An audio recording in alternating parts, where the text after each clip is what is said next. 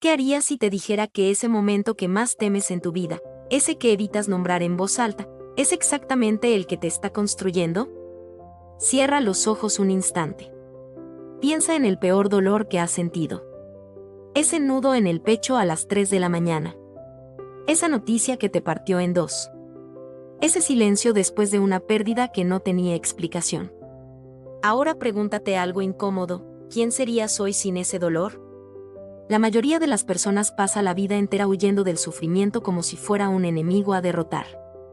Lo empujan, lo esconden, lo disfrazan de ocupación, de ruido, de distracción constante. Pero hay una verdad que casi nadie se atreve a decir en voz alta: el dolor no vino a destruirte. Vino a rediseñarte. Y esta noche, mientras escuchas esto, quiero llevarte a un lugar incómodo pero necesario. Quiero que dejes de ver tu herida como una tragedia y empieces a verla como un lenguaje. Un lenguaje que tu vida ha estado usando para decirte algo que ninguna otra experiencia podía enseñarte. Esto no es un discurso de consuelo fácil. No voy a decirte que todo pasa por una razón, porque esa frase, dicha sin cuidado, puede sonar hueca frente a una pérdida real. Lo que voy a hacer es mostrarte, con calma y con honestidad, cómo el dolor, el que ya viviste, el que estás viviendo, el que aún no llega, tiene la capacidad de cambiarte de una forma que ninguna comodidad podría lograr jamás. Acto 1. La pregunta que todos evitamos. Hay una escena que se repite en la historia humana desde que existe la memoria. Alguien pierde algo. Un padre, una relación, un cuerpo sano, un sueño que tardó años en construirse. Y en ese instante, el mundo entero parece detenerse. El tiempo se vuelve espeso. La respiración duele. Y surge la pregunta más antigua de todas: ¿por qué a mí? Esa pregunta no es débil. Es profundamente humana. Job, en uno de los textos más antiguos de la civilización, la gritó al cielo. Los filósofos griegos la escribieron en piedra. Los poetas la cantaron en cada idioma. Y tú, en tu propia versión silenciosa, también la has hecho alguna vez, quizás sin decirla en voz alta, quizás solo mirando al techo en una noche que no terminaba nunca. El problema no es sentir dolor. El problema es lo que nos han enseñado a hacer con él. Desde pequeños nos entrenan para evitarlo, para tapar la herida antes de mirarla, para seguir adelante como si detenerse fuera fracasar. Y así, muchas personas cargan durante años un dolor no resuelto, enterrado bajo capas de rutina, de trabajo, de sonrisas automáticas. Pero el dolor no desaparece porque lo ignoremos. Solo cambia de forma.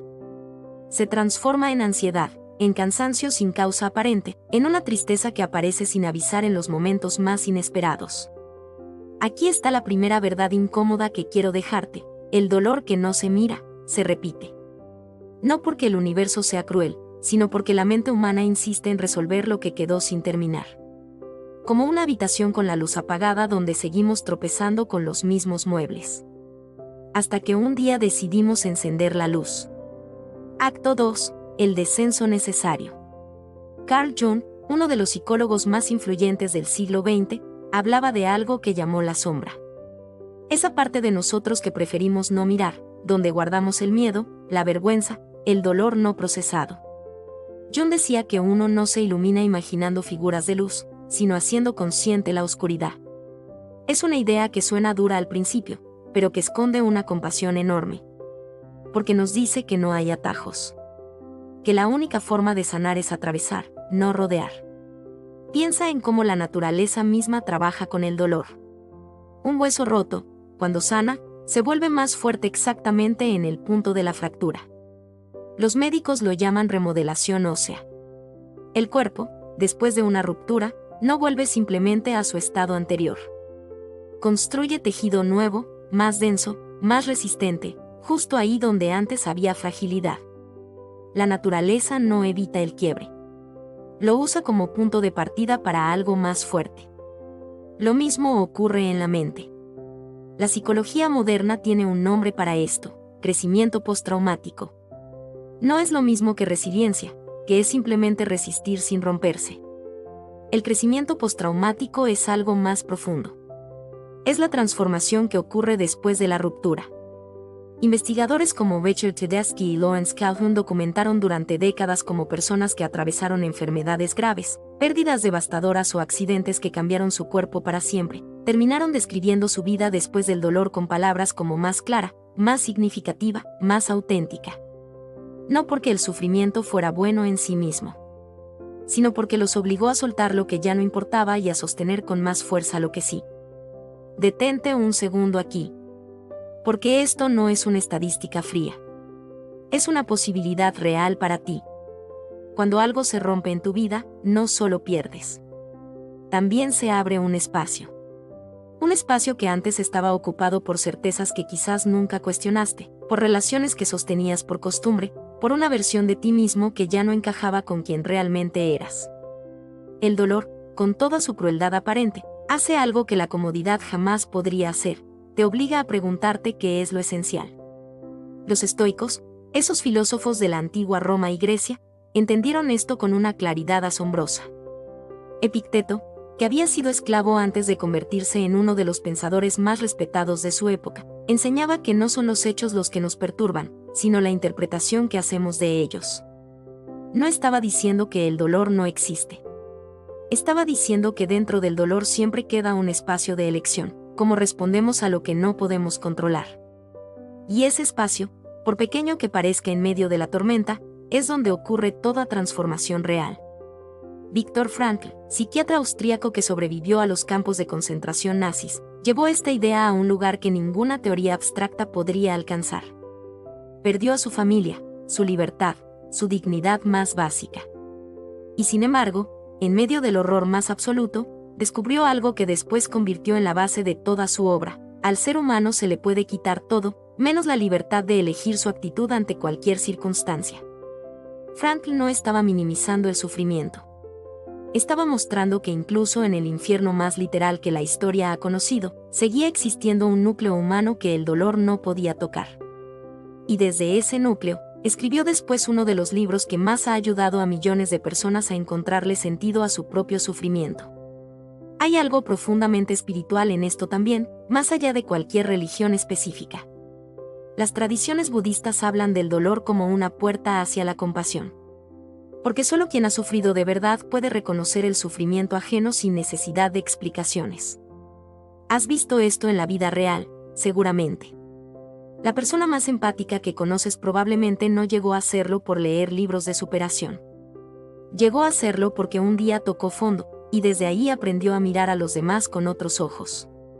El dolor, cuando se atraviesa con conciencia, no te vuelve más duro. Te vuelve más permeable a la humanidad de otros. Y aquí quiero detenerme en algo que la ciencia ha comenzado a confirmar apenas en las últimas décadas. Los estudios de neuroplasticidad muestran que el cerebro humano no es una estructura fija. Cambia físicamente según lo que vivimos, lo que sentimos, lo que decidimos hacer con nuestras experiencias. Cuando atravesamos una crisis profunda y elegimos procesarla en lugar de reprimirla, se generan nuevas conexiones neuronales, nuevas formas de interpretar la realidad. Literalmente, tu cerebro después de un dolor bien atravesado no es el mismo cerebro de antes. Es un cerebro con más capacidad de comprensión, con más matices, con más profundidad. Esto no significa que debamos buscar el sufrimiento como si fuera un premio. Sería absurdo y hasta peligroso pensar así. Nadie debería desear el dolor. Pero cuando llega, porque siempre llega de una forma u otra, la pregunta ya no es cómo evitarlo. La pregunta es qué vamos a permitir que haga en nosotros. Acto 3. El giro que lo cambia todo. Aquí está la revelación que quiero dejarte, y no es una fórmula mágica ni una promesa vacía. Es una perspectiva distinta, una que quizás no habías considerado con esta claridad. El dolor no te cambia por sí solo. Lo que te cambia es la relación que decides construir con él. Piensa en dos personas que atraviesan exactamente la misma pérdida. La misma ruptura, la misma enfermedad, la misma noticia devastadora. Una de ellas se queda atrapada, repitiendo la misma historia de víctima durante años, incapaz de moverse de ese punto congelado en el tiempo. La otra, con el mismo dolor exacto, encuentra dentro de esa oscuridad una claridad que jamás había tenido. No porque el dolor fuera menor, sino porque decidió, en algún momento, dejar de preguntarse por qué a mí y empezar a preguntarse para qué esto, ahora, en mi vida. Ese cambio de pregunta lo cambia todo. Porque el por qué te mantiene mirando hacia atrás, buscando explicaciones que muchas veces no existen. El para qué te mueve hacia adelante, te obliga a construir sentido incluso cuando no hay respuestas claras. Y aquí está algo hermoso que la psicología ha comprobado una y otra vez: el sentido no se encuentra. Se construye. No estaba esperando en algún lugar oculto del universo para que lo descubrieras. Lo creas tú, con tus manos, con tus decisiones, con la forma en que eliges contar tu propia historia después de la herida. El dolor te cambió, sí. Pero no de la forma en que lo imaginabas al principio. No te hizo más pequeño. Te hizo más consciente de lo que realmente importa. No te quitó la capacidad de amar. Te enseñó a amar con menos miedo a perder, porque ya conociste lo peor y sigues aquí. No te dejó indefenso. Te dejó con una fuerza silenciosa que solo reconocen quienes también han atravesado su propio fuego. Y quizás esto es lo más importante que puedas escuchar hoy: no tienes que estar agradecido por el dolor. No tienes que fingir que fue bueno. Puedes odiar lo que viviste y, al mismo tiempo, honrar en quien te convirtió. Esas dos verdades pueden existir juntas sin contradicción. El dolor y el crecimiento no se cancelan entre sí. Coexisten, como la cicatriz que queda después de una herida, prueba de que algo te lastimó, y prueba también de que sobreviviste. Quiero que pienses, por un momento, en la persona que eras antes de tu dolor más grande. Esa versión tuya que aún no sabía lo que sabes ahora. Que aún no había sido probada. Que quizás caminaba por la vida con una ingenuidad que hoy ya no tienes. Esa persona no desapareció por accidente. Se transformó, capa por capa, herida por herida, en quien eres hoy escuchando esto. No sé qué dolor te trajo hasta aquí. No sé si es reciente o si lleva años pesando en silencio.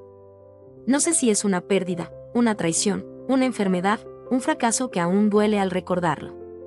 Pero sí sé esto: si sigues aquí, si sigues respirando, buscando, escuchando estas palabras en medio de tu propia noche, entonces ya estás haciendo algo con ese dolor. Ya estás eligiendo no quedarte congelado en él. El universo no necesita que sufras para enseñarte algo.